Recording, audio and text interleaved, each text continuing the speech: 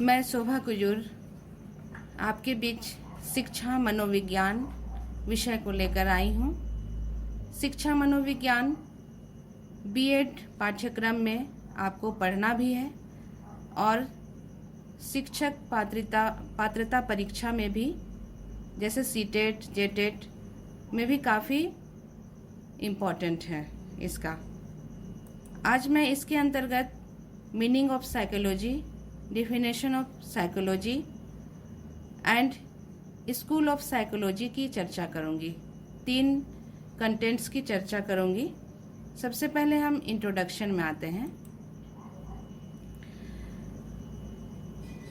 Introduction के अंतर्गत हम देखेंगे कि मनोविज्ञान शब्द का अंग्रेजी रूपांतरण साइकोलॉजी 2 ग्रीक शब्दों के मिलने से बना है, साइकी तथा लोगोस। साइकी का अर्थ आत्मा तथा लोगोस का अर्थ अध्ययन या विवेचन। इस शाब्दिक अर्थ के अनुसार मनोविज्ञान का अर्थ हुआ आत्मा के संबंध में अध्ययन करने वाला एक विषय। प्राचीन दार्शनिकों ने, जैसे अरस्तु तथा प्लेटो, इन 2 नाम अधिक मशहूर हैं, इसी शाब्दिक अर्थ को ध्यान में रखते हुए मनोविज्ञान को आत्मा के अध्ययन करने वाला विषय माना था। परंतु प्राचीन दार्शनिकों द्वारा दी गई यह परिभाषा अब मात्र ऐतिहासिक परिभाषा बनकर रह गई है। अब हम आगे की ओर चलते हैं, देखते हैं कि आत्मा के संबंध में अध्ययन करने वाला विषय को अरस्तु एंड प्लेटो ने दिया था, लेकिन 17वीं और 18वीं शताब्दी के दार्शनिक, जिसमें लिप्जिंग, हॉब्स, लॉक, कांट, ह्यूम, इन्होंने बताया कि मन के अध्ययन का विज्ञान साइकोलॉजी है।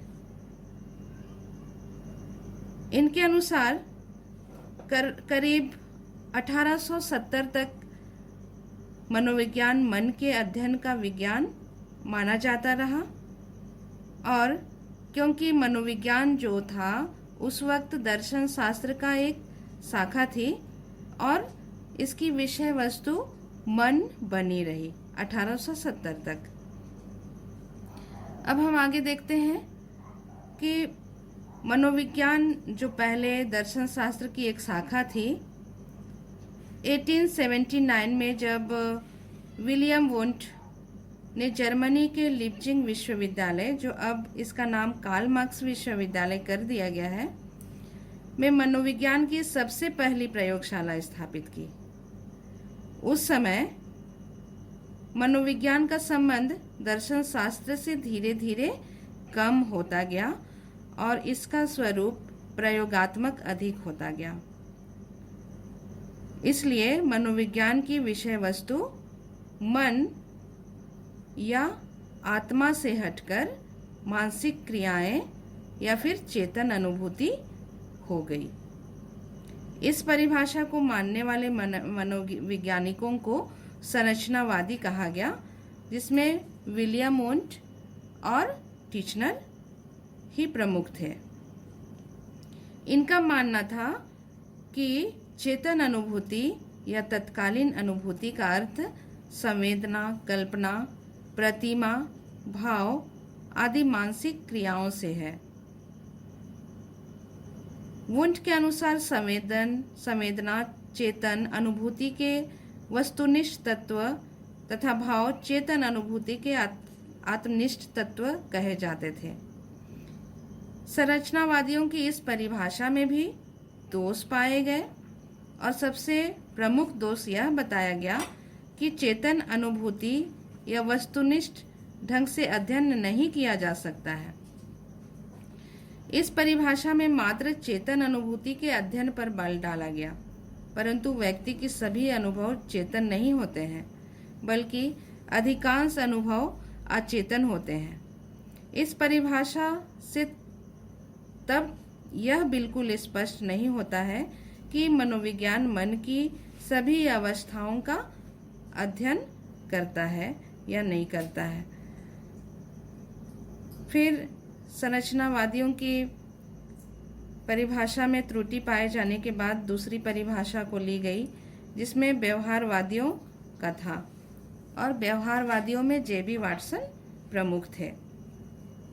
इसके अनुसार उन्होंने कहा कि विज्ञान जो है व्यवहार का एक वस्तुपरक विज्ञान है माना है। उन्होंने स्पष्ट किया कि चेतन अनुभूति को मनोविज्ञान की विषय वस्तु से अलग करके उसकी जगह व्यवहार को रखा, जिसका स्वरूप अधिक वस्तुनिष्ठ था क्योंकि इसे देखा या सुना जा सकता है। दौड़ना, रोना, हंसना, सोचना आदि व्यवहार के प्रमुख उदाहरण हैं। इस परिभाषा में मनोविज्ञान को एक वस्तुपरक विज्ञान माना गया क्योंकि इसमें व्यवहार के संबंध तीन पक्षों क्या, क्यों और कैसे का अध्ययन किया जाता है। इस परिभाषा की प्रमुख दोष यह बताया गया कि मात्र व्यवहार का अपने आप में कोई अर्थ नहीं होता है। सच्चाई यह है कि किसी भी व्यवहार की व्याख्या हम अपनी अनुभूतियों के आधार पर ही करते हैं और तब जाकर इसका सही अर्थ निकला।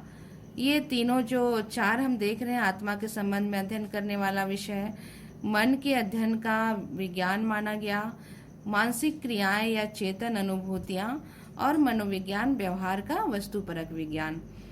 इन सभी को जोड़ते हुए एक काफ़ी एक्सेप्टेड डेफिनेशन साइकोलॉजी के लिए दिया गया जिसमें कहा गया कि psychology is the science of behaviour and mental process. इस परिभाषा में तीन भागों में इसको बांटा गया इन डेफिनेशन को। पहला है psychology is the science because it systematically tries to gather data by carefully observing and recording events or behaviors of humans and animals under controlled experimental conditions. Thus, measurement of behaviors is as objective as possible in psychology. The knowledge that is gained collecting data with the help of experiment and other method of observation is then applied to solve real life problems. And second term, behavior in the definition implies the overt actions and reactions. Whatever the animals or human do that is of interest can be recorded, such as action, thoughts, emotions, attitudes, etc. Lastly, the term mental process refers to all the covert or internal processes such as thinking, feeling, and remembering. Succinctly said, psychology is a science that seeks to understand and predict human and animal behavior. अब हम आते हैं important school of psychology. यहाँ आप देख रहे होंगे अलग अलग स्कूल ऑफ साइकोलॉजी है और इसके अगले स्लाइड में हम देखेंगे कि सबके संस्थापक अलग अलग हैं और उसमें इसकी जो मेन पॉइंट्स हैं वो क्या है। जैसे यहाँ पे संरचनावादी, प्रकार्यवाद, मनोविश्लेषण, गेस्टाल्ट, व्यवहारवाद, मानवतावाद, संज्ञानात्मक, सामाजिक सांस्कृतिक, जैविकीय, उद्विकाशीय। अब हम एक एक करके देखते हैं। सबसे पहला है संरचनावाद। संरचनावाद की जो मुख्य बिंदु है वो है अंतर्दर्शन की सहायता से मनोवैज्ञानिक अनुभव के भौतिक तत्वों अथवा संरचनाओं को पहचानते हैं। इसके संस्थापक हैं विलियम वुंट और एडवर्ड बी टिचनर। आगे देखते हैं प्रकार्यवाद।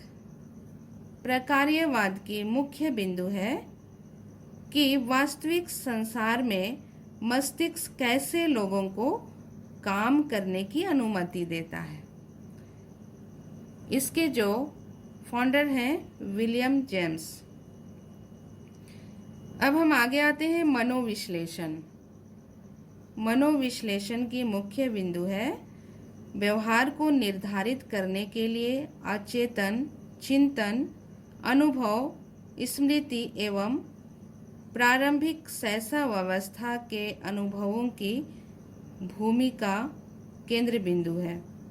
इसके संस्थापक हैं सिगमंड फ्राइड। आगे हम गेस्टाल्ट में आते हैं। इसके मुख्य बिंदु प्रत्यक्षण एवं संवेदना है। संपूर्णता उसके भागों के जोड़ से बड़ा है। इसके फाउंडर हैं मैक्स वल्डाइमर, कर्ट कॉफका और वोल्फगैंग कोहलर। आगे हम आते हैं व्यवहारवाद। व्यवहारवाद इस केंद्र बिंदु है केवल निरीक्षणात्मक व्यवहार। इसके फाउंडर हैं पेवलॉन, इवान पेवलॉन, जॉन बी वाटसन और बीएफ स्किनर। आगे है मानवतावाद।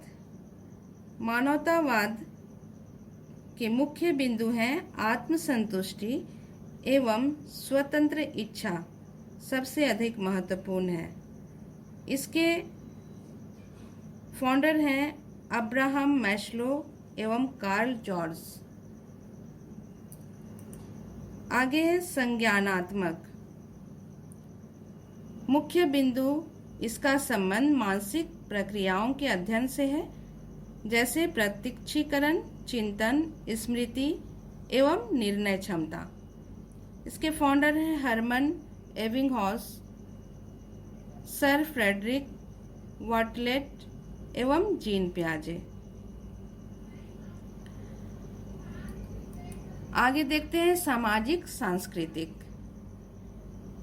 यह इस पर आधारित है कि किस प्रकार व्यक्ति जिस सामाजिक परिस्थितियों एवं संस्कृति में अपने को पाता है वह उसके व्यवहार एवं सोच को प्रभावित करता है।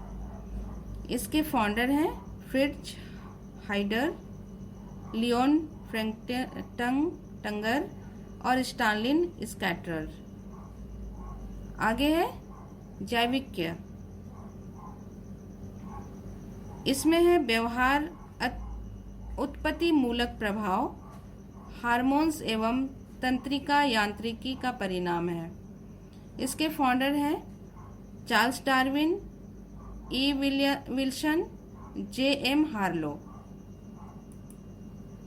अब अगला है उद्विकाशीय। व्यवहार की उद्विकाशीय उद्गम से संबंधित है और इसके फाउंडर हैं डेविड एम बॉस और डी सिंह। आज के लिए इतना ही। धन्यवाद। फिर मिलते हैं।